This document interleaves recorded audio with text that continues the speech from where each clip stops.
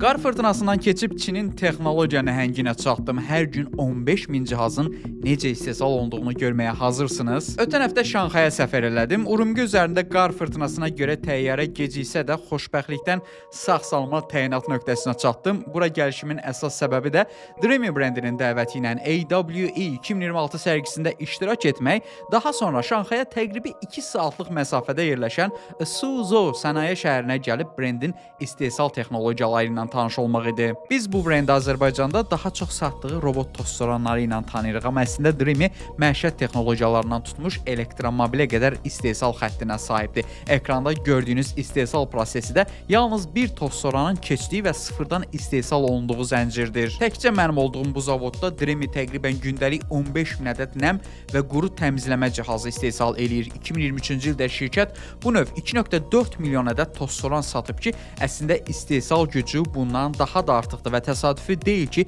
qeyd elədiyim istiqamət üzrə Almaniya, Norveç, İsveç və digər böyük Avropa ölkələrində bazar lideridir. Təbii ki, mənə maraqlı olduğu üçün zavoddan kənar şirkətin ofisinin yerləşdiyi və xüsusi testlərin həyata keçirildiyi əraziyə də gəldim. Burada mühəndislər hazır məhsullar üzərində sınaqlar aparıb sistem yenilənmələrini yazırdılar. Açığı Dreame'nin bu böyüklükdə texnologiya şirkəti olduğundan xəbərsiz idim. Burada onların dəvəti ilə gəldim. Hər halda fikrimə önəm verdikləri üçün onlara təşəkkür edirəm və son sözü sizə buraxıram. Siz Dreame məhsullarından istifadə etmisinizmi? Əgər etmisinizsə, təcrübələrinizi rəydə mənimlə bölüşün.